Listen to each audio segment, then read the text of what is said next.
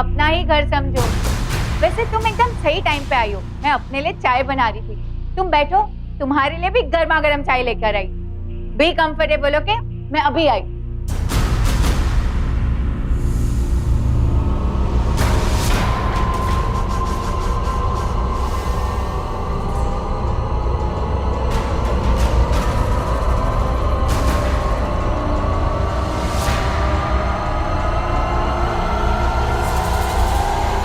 यह घटना है इंदौर मध्य प्रदेश की। 23 वर्षीय टीना अग्रवाल अपने घर में अकेली रहती थी और हमले से पहले उसकी बातों से साफ जाहिर था कि वो हत्यारे को अच्छी तरह जानती थी और उस पर बहुत भरोसा भी करती थी। आखिर कौन था यह शख्स जो मेहमान बनकर मौत की सौगात लाया था? यह क्राइम पर्सनल स्पेस में था, लेकिन इसकी वजह दुश्मनी थी या लूट या फिर कुछ और। हर हत्या का कोई ना कोई मकसद यानी मोटिव जरूर होता है। आखिर टीना का ऐसा कौन सा जानने वाला था जिसके पास उसकी हत्या का मकसद था? क्या था रहस्य? आइए देखते हैं।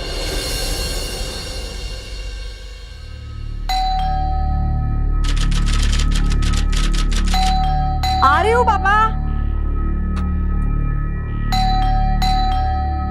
अरे आ रही हूँ, खोल।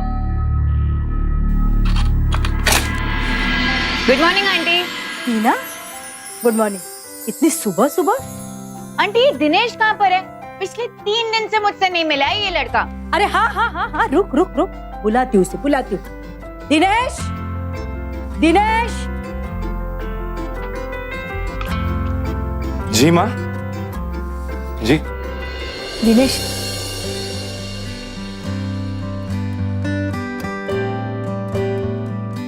क्या हुआ माँ?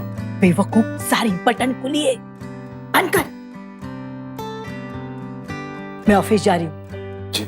नाश्ता बना के रखा है, खा लेना। जी माँ। एक्स्ट्रा बटर मत लेना, दूध सारा पीना, ओके? जी माँ। Bye aunty. सुनो, जी माँ। झूठे बर्तन टेबल पे मत रखना, सिंक में डालना। जी। फट्टू है यार तू, एक नंबर का। इतना बड़ा हो गया है फिर भी अपनी मम्मी के आगे जी माँ, हाँ माँ। यार तू इरिटेट नहीं हो जाता अपनी हिटलर मॉम से? दूध लेगी? और बता, कैसे आना हुआ? मैं भी तेरे साथ चल रही हूँ। मेरे साथ? ऑफिस क्या करेगी? अरे तेरे ऑफिस के पास ही मेरा इंटरव्यू है, इसलिए मैंने सोचा साथ में जाएंगे। चल ठीक है, जल्दी से नाश्ता कर लेते हैं। वैसे दिनेश, तू आजकल बहुत बिजी रहता है, बात क्या है? ऑफिस में काम करता हूँ, स्कूल कॉलेज में थोड़ा ना पढ़ते हैं अब जो रोज मिलेंगे। तुझे लग नहीं रहा कि तू मुझे बहुत बहाने दे रहा है? बस कुछ तो गड़बड़ है। कोई लड़की वड़की का चक्कर तो नहीं है ना? सच बता। ऐसा कोई चक्कर नहीं है, तू ब्रेड खा ले। Oh my god, you are blushing यार। तू ब्रेड खा, ऐसा कुछ भी नहीं है, ज्यादा सोच रही है तू बस। तू टॉपिक मत चेंज करा है? बस कोई ना कोई तो है।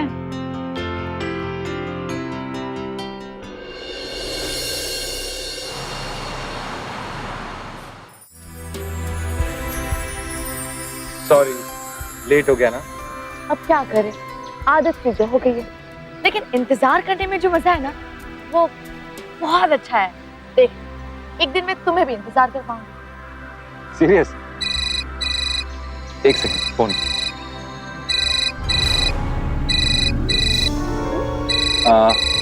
माँ का फोन है, तुम प्लीज चुप रहना। माँ जी। तुम्हारे मोबाइल पे एक लड़की की फोटो भेज रही हूँ। फोटो क्यों माँ? क्यों क्या, शादी नहीं करनी? हाँ माँ, लेकिन मैं क्या कह रहा था कि क्या मामा लगा रखा है? फोन रखो, फोटो भेजती हूँ तुम्हारे मोबाइल पे। जी।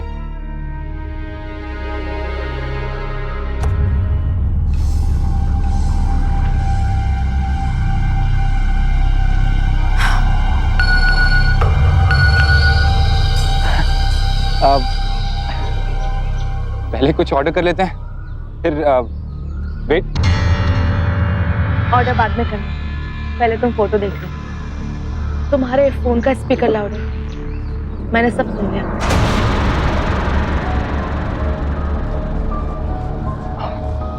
I am sorry, really sorry. मैं माँ से हमारे रिश्ते के बारे में अभी तक कुछ बात नहीं कर पाया हूँ। हिम्मत नहीं होती। I really love you. मैं कोशिश करूंगा इस बार बात करने की, पक्का।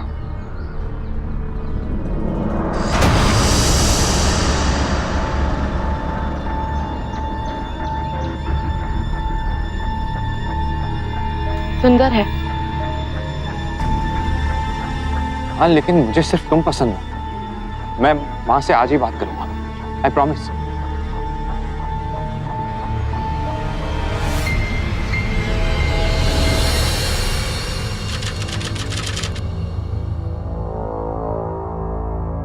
माँ, मैं हमें आपकी दिव्या पसंद है। मेरी पसंद मेरे बेटे की पसंद।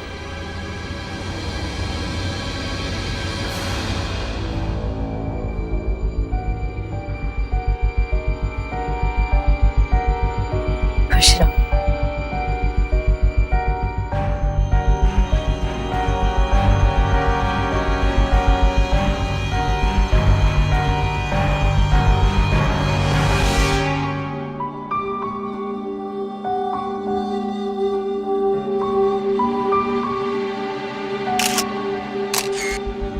दिनेश और अनोखी एक दूसरे से बेहद प्यार करते थे, लेकिन दिनेश की जिंदगी का हर फैसला, हर नियम उसकी मां तय करती थी और इसीलिए उन्होंने दिनेश की शादी भी अपनी पसंद की लड़की दिव्या के साथ तय कर दी। और हमेशा की तरह दिनेश कुछ नहीं कर पाया। दिनेश अनोखी के साथ शादी करना चाहता था, लेकिन मां के खिलाफ जाने की हिम्मत नहीं जुटा पा रहा था। उसकी सबसे बड़ी दिक्कत यह थी कि वो अपने मन की बातें औरों के सामने तो जाहिर कर पाता था, लेकिन मां के सामने जैसे उसकी जबान ही नहीं खुलती थी। शादी की बात पर वो बेहद गुस्से में था, लेकिन अपना ये गुस्सा दिखा नहीं पा रहा था। क्या उसकी ये खामोशी किसी आने वाले तूफान की चेतावनी थी? आखिर क्या अंजाम होने वाला था इस खामोश गुस्से का?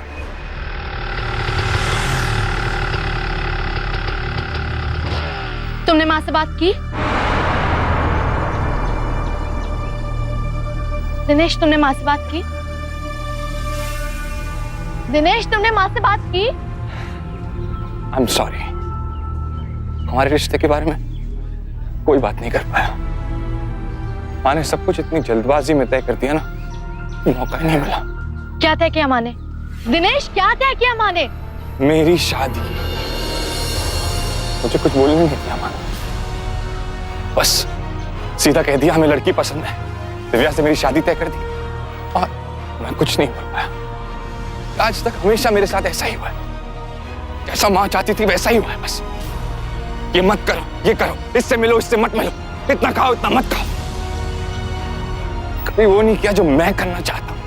आज उन्होंने शादी भी अपनी मर्जी की लड़की से तय कर ही दी।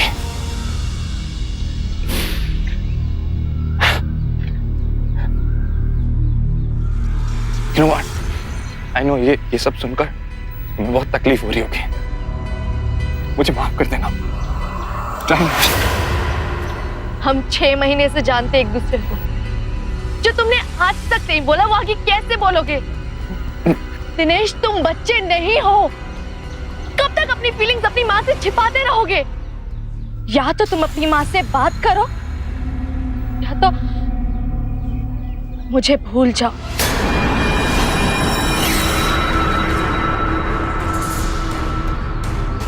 अनोखी, अनो, शादी तो मैं तुमसे ही करूंगा, ये तो तय है। अब चाहे इसके लिए मुझे कुछ भी करना पड़े, कुछ भी।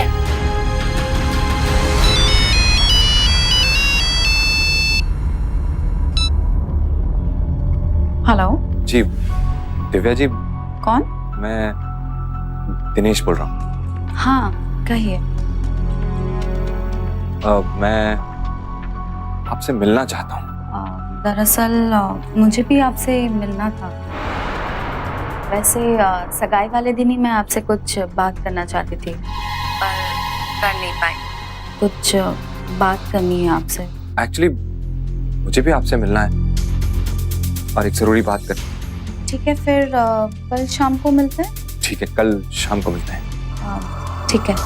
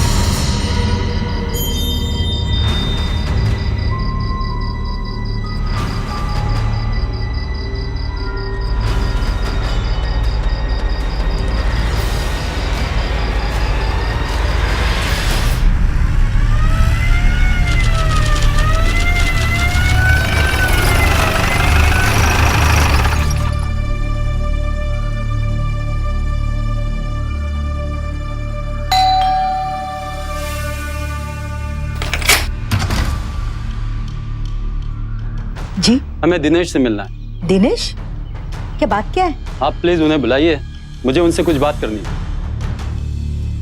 दिनेश, जी माँ।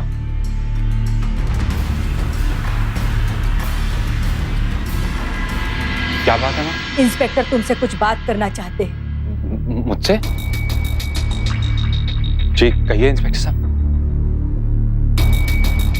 आप दिव्या को जानते हैं? दिव्या? जी उससे मेरी शादी तय हुई है।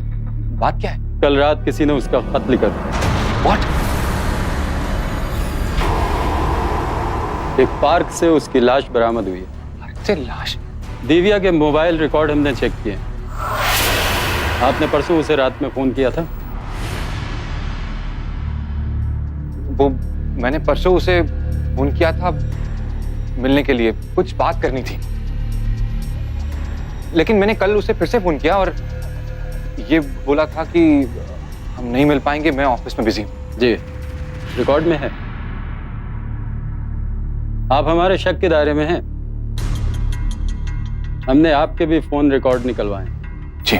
उससे हमें पता चला है कि पिछले 6 महीनों से अनोखी नाम की लड़की से आपकी काफी सारी बातें हुई। दोस्त है मेरी वो, तो बात होती है। दोस्त? जी। और ऐसे दोस्त कि अक्सर शाम को आप दोनों के फोन की लोकेशन एक ही जगह पर होती है। हाँ वो मैं उससे प्यार करता हूं। और प्यार? जी। प्यार इंसान से बहुत कुछ करवा देता है। कल शाम को 7 से 8 के बीच में आप कहाँ थे? उस वक्त मैं ऑफिस से वापस आता हूँ, रोज का यही शेड्यूल है मेरा। यानी कि ये कि आपके पास कोई ऐसा गवाह नहीं है जो ये बताए कि आप सही कह रहे हैं। मैंने पहले ही कहा है कि आप हमारे शक के दायरे में, इसलिए जब तक हमारी इन्वेस्टिगेशन चल रही है आप इंदौर शहर छोड़कर कहीं नहीं जाएंगे। मेरी बात सुनिए। मैं अनोखी पिछले 5-6 महीने से मिल रहा है, बात हो रही है। कहीं तूने तो दिव्या को? नहीं माँ, ऐसा कुछ भी नहीं। ट्रस्ट मी, मैं तुम्हें सब कुछ बताने वाला था माँ। लेकिन कि वो हिम्मत नहीं हो पाई माँ। माँ मैं सच में अनोखी से प्यार करता हूँ बहुत। सच कहना, तूने कोई गलत काम तो नहीं किया है ना? बिल्कुल नहीं माँ, मैंने कोई गलत काम नहीं किया। ट्रस्ट मी माँ। माँ समझ में नहीं आ रहा है मुझे। मेरी अपनी माँ मुझ पर शक कर रही है। वो समझती है कि मैंने खून किया दिव्या का। मैंने। दिनेश, तुम परेशान मत हो।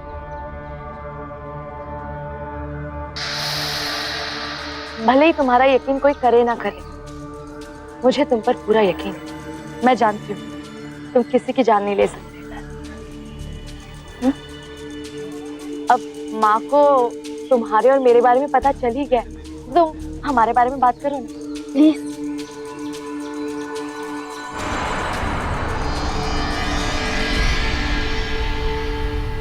Okay, I will.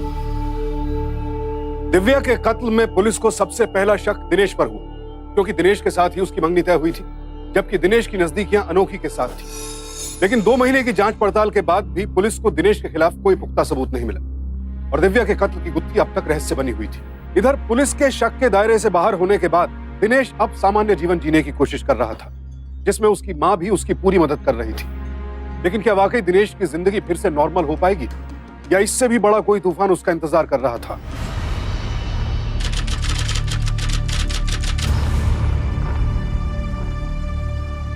क्या है बहन जी, अब शादी की बात आई है तो मैं पहले ही बता देता हूं कि मेरे पास देने के लिए ज्यादा कुछ तो है नहीं, लेकिन हाँ, मेरी बेटी लाखों में एक है। शर्मा जी। जी। मुझे आपकी बेटी पसंद है।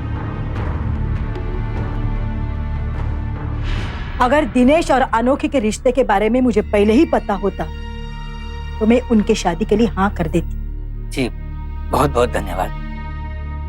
तो मैं रिश्ता पक्का समझूं, और अगर आप कहे तो मैं पंडित जी से आज ही मिलकर उनकी शादी की तारीख निकलवा लेता हूँ। नहीं नहीं, देखिए बुरा मत मानिएगा, लेकिन पिछले दिनों इतना कुछ हुआ है, इसके लिए मैं इन दोनों की शादी एकदम सिंपल तरीके से करना चाहती हूँ। समझ लीजिए कोर्ट मैरिज। जैसा आप ठीक समझे। ठीक है।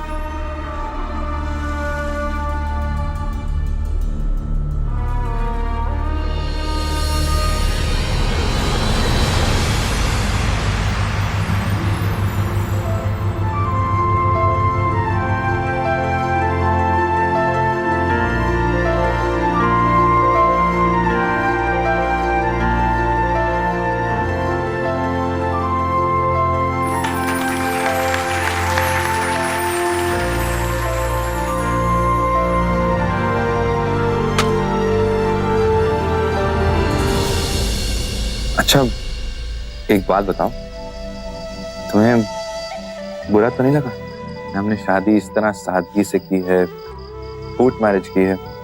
दिनेश, मुझे तो इस बात की खुशी है कि आखिरकार हमारी शादी हो गई। सच? लो कबाब में देखो कौन है।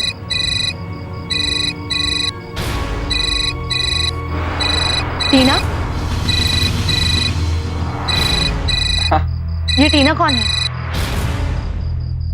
दोस्त है सही। दोस्त? तुमने मुझे कभी इसके बारे में नहीं बताया। हाँ दोस्त भी नहीं है, ऑफिस कलीग है जान, क्या फर्क पड़ता है। मैं तुमसे क्या बात कर रहा था और तुम फोन के पीछे पड़ गई हो। छोड़ो ना वो सब, ये बताओ कि तुम हनीमून पे कहाँ जाओगे?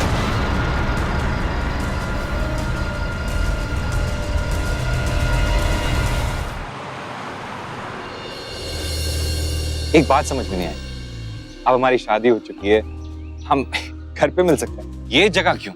दिनेश, तुम भी ना कभी कभी बड़ी अनरोमांटिक बातें करते हो। ये जगह तुम्हें स्पेशल नहीं लगता है? 6-7 महीनों से लगभग हम रोज यही मिलते आ रहे हैं, यहीं से तो हमारी रिश्ते की शुरुआत हुई है।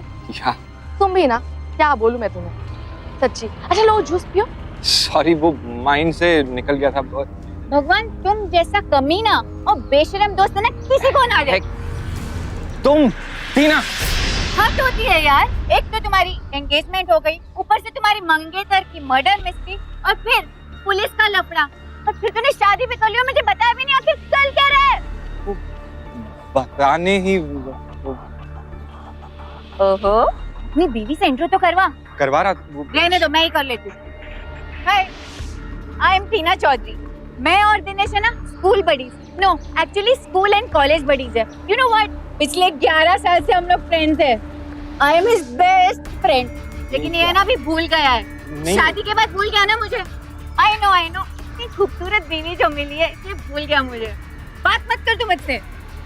सब कुछ भी नहीं है, मतलब अच्छा हुआ तू मिल गया, मुझे है ना तुझसे कुछ बात करनी है। बोलो ना। 1 मिनट, चल ना। सॉरी। हाँ चल चल। 1 मिनट आया। हाँ। मैं क्या बोल रही थी, मेरी लाइफ की ना वाट लगी पड़ी है, मुझे तेरी हेल्प चाहिए। मेरी हेल्प? बोला। हर बार की तरह ये जॉब इंटरव्यू से भी मुझे कॉल नहीं आया। अब मुझे जॉब की सख्त जरूरत है, मुझे पता है तो कुछ ना कुछ सेटिंग कर ही देगा। तो टेंशन मत कर, मैं कुछ करता हूँ। पक्का? हाँ। अच्छा सुन, अब मैं चलती हूँ। बाय अनोखी। बाय। हाँ bye. And keep in touch. Yeah. चल बाय। बाय। जॉब याद रखना। Bye bye. इतनी बड़ी हो गई लेकिन बचपना नहीं गया, वो कॉलेज की फ्रेंड। तुमने मुझसे झूठ क्यों कहा? कौन सा झूठ? मैंने तुमसे कोई झूठ नहीं कहा। तुमने मुझसे कहा था कि टीना तुम्हारे ऑफिस में काम करती है, लेकिन यहाँ तो बात कुछ और ही है। तुम और टीना दोस्त हो, कॉलेज और स्कूल में साथ पढ़ते थे। वो एक्चुअली तुम्हारा दिल दुखाना नहीं चाहता था। एक बात बताओ, सुहागरात वाले दिन किसी और लड़की के बारे में तुम्हें बताकर कैसे तुम्हें दुख दे सकता था? इससे पहले भी दिव्या के बारे में सुनकर मैंने तुम्हारी आंखों में आंसू देखे, मैं कैसे दुख दे सकता हूँ? जब कोई किसी रिश्ते को लेकर झूठ कहता है तो इसका मतलब यही होता है कि वो आपसे कुछ छुपा रहा है। मैं तुमसे कुछ नहीं छुपा रहा हूँ। मैं और टीना सिर्फ अच्छे दोस्त हैं और कुछ नहीं। Trust me.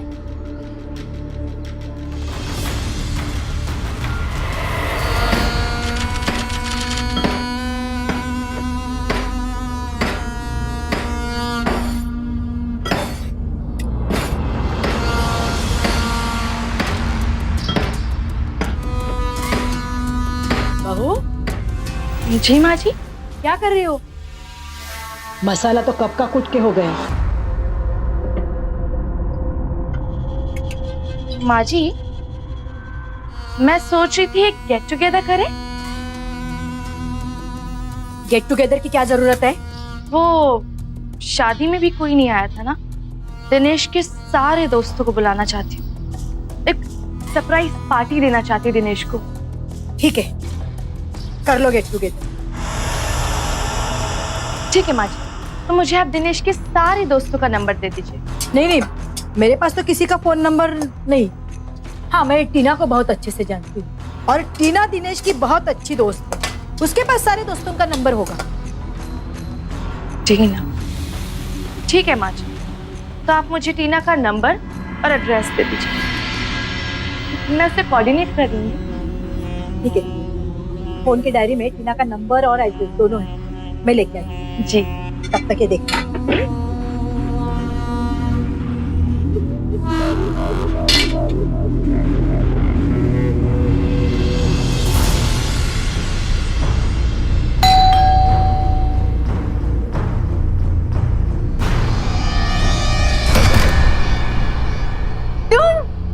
What a pleasant surprise. Come in.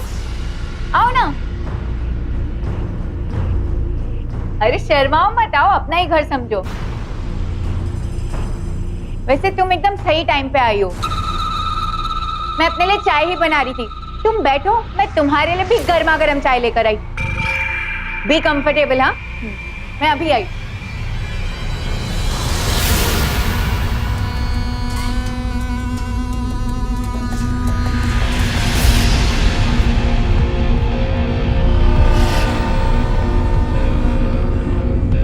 Dinesh के लिए अनोखी का जुनून अब पागलपन की हद तक था और इस जुनून में वो हत्यारन बन चुकी थी।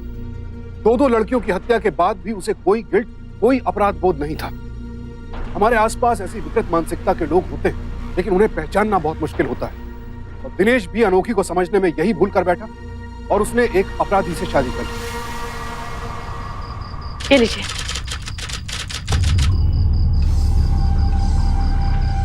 किसे फोन लगा रहे हो? वो मेरी दोस्त है ना टीना, उसके लिए मैंने एक जॉब ढूंढी थी, तो बस उसे इन्फॉर्म करना था, इसलिए कल उसका इंटरव्यू है ना, बस।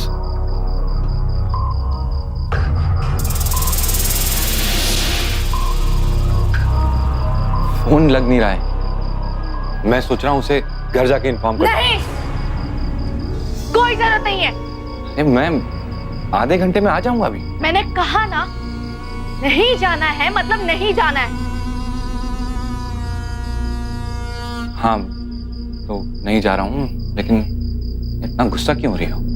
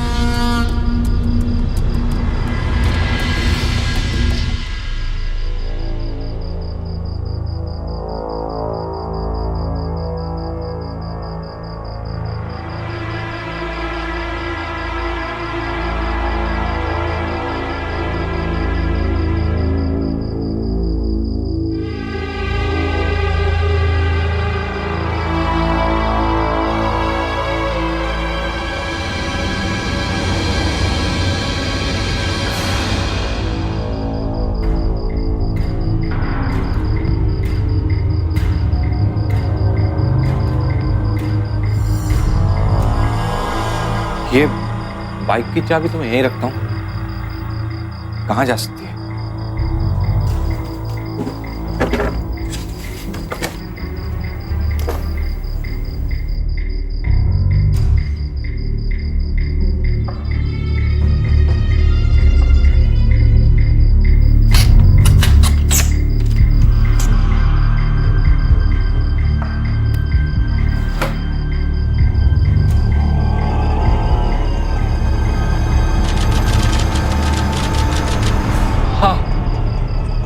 40। ये लीजिए भी।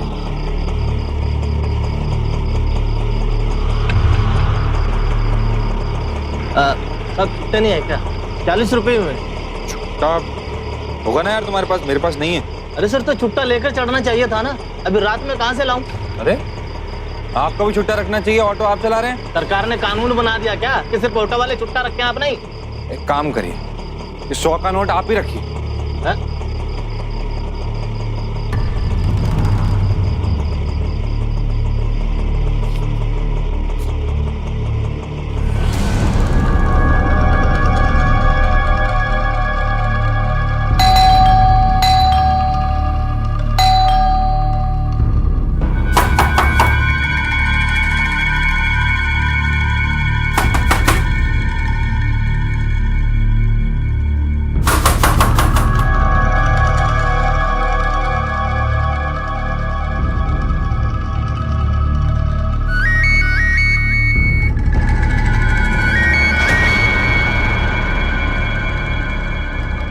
इतनी रात को कहाँ जा सकती है?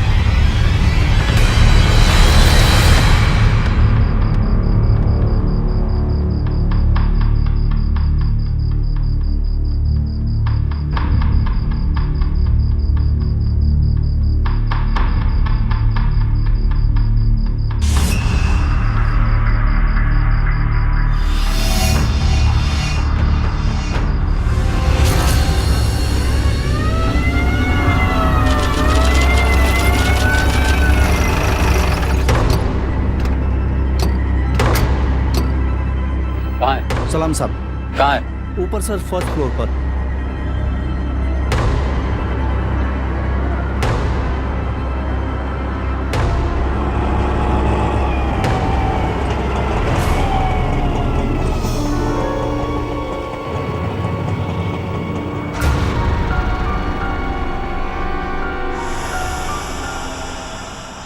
क्या हो रहा है? भीड़ जमा है? तो कल रात को इस बिल्डिंग में मर्डर हो गया एक लड़की का।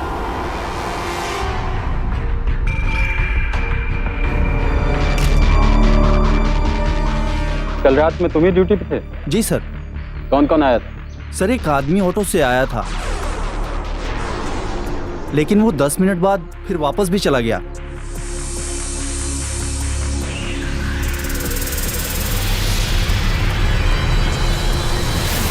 क्या? कब हुआ ये सब? कल रात? Oh my God! I don't believe this. क्या हुआ? हाँ, मैं तुम्हें फोन करता हूँ बाद। हाँ, ओके बाय। किसका फोन था? माम, सुबोध का फोन था। हाँ? कह रहा था कि कल रात थी। अनोखी दिनेश को लेकर इतनी पॉजिटिव थी कि उसने दिनेश को खोने के डर से पहले उसकी मंगेतर दिव्या की हत्या कर दी और फिर टीना को मार डाला।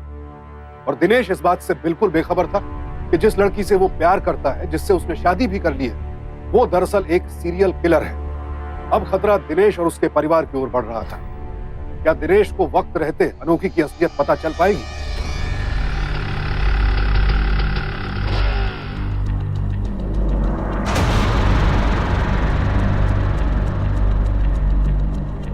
क्या हुआ? कुछ पता चला? टीना को किसने मारा? पुलिस भी पता नहीं लगा पाई है कि टीना को मारा किसने है। कहीं उसके डिवोर्स से पति ने तो नहीं उसे मार दिया? नहीं माँ, वो नहीं उसे मार सकता। वो तो बहुत पहले ही यूएस शिफ्ट हो गया था। खैर माँ, वो अनोखी नजर नहीं आ रही, कहाँ है? अपने कमरे में सो रही। तबीयत ठीक नहीं उसकी। तबीयत ठीक नहीं? क्या हुआ उसे माँ? नहीं, सर में दर्द है उसके। एक्चुअली उसका मन ठीक नहीं। वो तुझे एक सरप्राइज पार्टी देने वाली थी तेरे सारे दोस्तों को बुलाकर, टीना की हेल्प से। टीना की ऐसी खबर सुनने के बाद सारा कैंसिल कर दिया उसने। टीना की हेल्प से यानी टीना से मिली थी वो माँ? नहीं पता नहीं, लेकिन मेरे से एड्रेस तो लिया था। शायद नहीं मिल पाई, क्योंकि अगर मिलती तो मुझे बताती जरूर।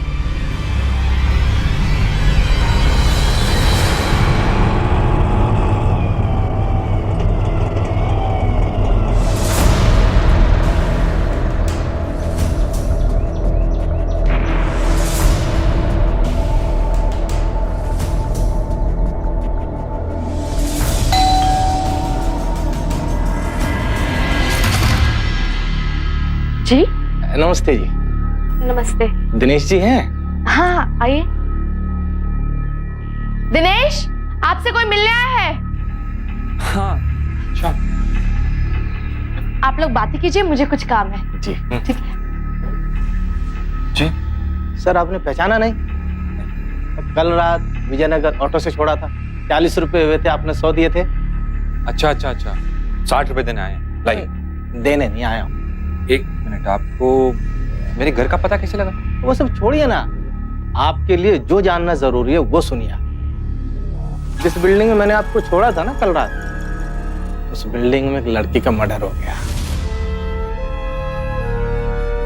क्या है, पुलिस आसपास के ऑटो वालों से पूछताछ कर रही है। मैंने कुछ नहीं बताया, बता सकता हूं। क्या है कि जिस रात लड़की का मर्डर हुआ, उस रात आप उस बिल्डिंग में गए थे। तुम कहना क्या चाहते? सर, दिल का मामला है। सोच रहा हूँ शादी कर लूं, 2 लाख का खर्चा है, तो सोचता हूँ कि आप पुण्य कमा लो, मैं पुलिस को नहीं बताऊंगा, 2 लाख दे दूं। ब्लैकमेल कर रहे हैं? अरे सर, मैं पुण्य कमाने की बात कर रहा हूँ, आप ब्लैकमेल बोल रहे हो। ज्यादा जोर मत दो दिमाग पे, इस पे मेरा नंबर लिखा हुआ है। 2 लाख का बंदोबस्त होते ही आप मुझे मिस कॉल देना, मैं फोन करूंगा। सर, मेरा आउटगोइंग फ्री है ना? नमस्ते।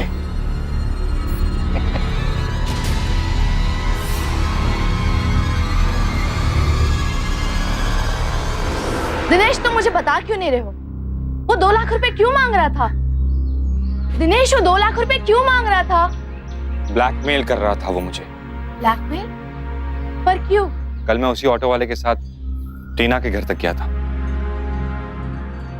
मैंने तुम्हें मना किया था ना उसके घर जाने के लिए, फिर भी तुम गए। अनोखी, टीना मेरी पुरानी दोस्त थी, उसे नौकरी की जरूरत थी, और मैंने उसे कल फोन किया था, वो फोन नहीं उठा रही थी, इसलिए मुझे उसके घर जाना पड़ा। कहीं तुमने तो नहीं मारा? कैसी बातें कर रही हो? टीना मेरी दोस्त थी, मैं उसे क्यों मारूंगा? तो अगर तुमने उसे मारा ही नहीं है, तो तुम ऑटो वाले की धमकी से क्यों डर रहे हो? दिव्या के मर्डर के बाद भी पुलिस को मुझ पे शक हुआ था। अब अगर कुछ ऐसा हुआ ना, तो पुलिस मुझे छोड़ेगी नहीं, इसलिए डर रहा हूं। तो ऐसा करो, उसे 2 लाख दे दो। अभी उसे 2 लाख रुपए दे दिए, तो क्या पता कि वो कल को दोबारा आके 2 लाख मांगे फिर। तो बस एक ही रास्ता बचा। क्या? मार दो उसे। क्या? मार दूं उसे? दिनेश, फिर कोई रास्ता बचा ही कहाँ है? तुम बताओ मुझे। दिनेश, उसने तुम्हें फोन नंबर दिया ना, मुझे दो।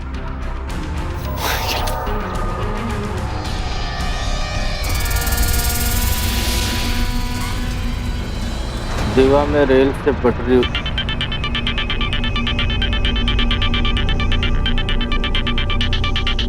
हेलो?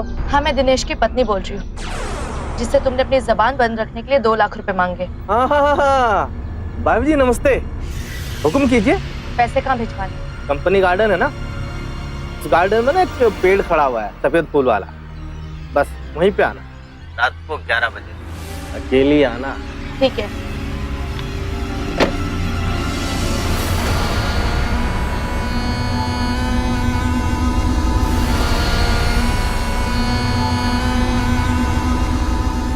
अरे डार्लिंग, आज की रात संभाल लो खुद को, कल से तो दोनों साथ ही रहेंगे ना।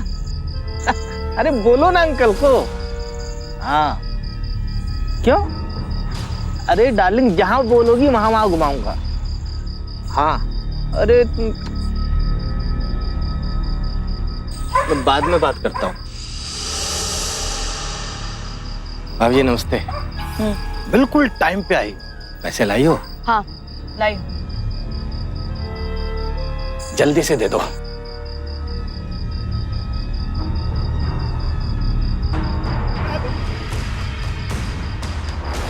क्या खतरनाक औरत है। तुम लाए पुलिस को? हाँ, मैं ही लाया पुलिस को। मुझे तुम पर तभी शक हो गया था जब तुमने मां से टीना का फोन नंबर और एड्रेस मांगा था, याद है ना? और उसके बाद मैं इस ऑटो वाले से मिला, इसे मेरी मदद करने के लिए राजी किया। उसके बाद हम पुलिस के पास गए, पुलिस के साथ मिलकर एक प्लान बनाया। उसके बाद मेरे ही कहने पर ये ऑटो वाला मेरे घर पे आया, मुझे ब्लैकमेल किया। 2 लाख का बंदोबस्त होते ही आप मुझे मिस कॉल देना, मैं फोन करूंगा। और आज जब तुमने इस ऑटो वाले को मारने की बात की, बस मेरा शक यकीन में बदल गया था कि तुम्ही ने टीना को मारा है और तुमने ही दिव्या को भी मारा है। बोलो, तुम्ही ने किया ना ये सब? बोलो ना, तुमने किया? मैंने दिव्या को मारा। दिनेश, तुम सिर्फ मेरे हो, मेरे। टीना को भी मैंने मारा। मैं तुम्हारे लिए कुछ भी कर सकती हूँ, कुछ भी। मैं तुमसे बहुत प्यार करती हूँ, मेरा यकीन करो। क्यों किया तुमने ये सब? हाँ, हमेशा तुम्हारा ही तो था, इतना सा भी भरोसा नहीं था मुझ पे। दिनेश, मैंने ये सब तुम्हारे लिए किया। चलिए चलिए, ले चलो इन्हें। दिनेश, मेरा यकीन चलो, करो। ले दिनेश, मेरा यकीन चलिए। करो। दिनेश, आप भी आइए, आपका कुछ बयान लेना। आइए। अरे सर, सब कुछ तो आपको मालूम है, क्या बयान बचा है? चलिए चलिए। दिनेश के लिए अनोखी का प्यार पागलपन में तब्दील हो चुका था। उसे ये बात कतई बर्दाश्त नहीं थी कि उसके और दिनेश के बीच कोई भी आए, और अपने इस पागलपन में उसने 2 मासूम लड़कियों की जान ही ले ली। वो न सिर्फ विकृत मानसिकता की थी, बल्कि कोल्ड ब्लडेड मर्डरर भी बन चुकी थी। इंदौर सेशंस कोर्ट में अनोखी पर डबल मर्डर का केस चला और दिव्या और टीना की हत्या के लिए उसे आईपीसी के सेक्शन 302 के तहत उम्र कैद की सजा सुनाई गई। हालांकि दिनेश अनोखी के इरादों को पहले नहीं भांप पाया, लेकिन शक होते ही उसने समझदारी और ठंडे दिमाग से काम लिया, पुलिस की मदद ली और अनोखी के अपराध सबके सामने आ गए। दोस्तों, शादी हो या प्यार या फिर दोस्ती, आज के जमाने में हर रिश्ते में सावधानी बरतने की जरूरत है। सावधान रहें, सतर्क रहें, सुरक्षित रहें। इसी प्रार्थना के साथ अब मैं सुशांत सिंह आपसे विदा लेता हूं। फिर मुलाकात होगी ऐसी ही एक और सत्य घटना के साथ। देखते रहें सावधान इंडिया, इंडिया फाइट्स बैक।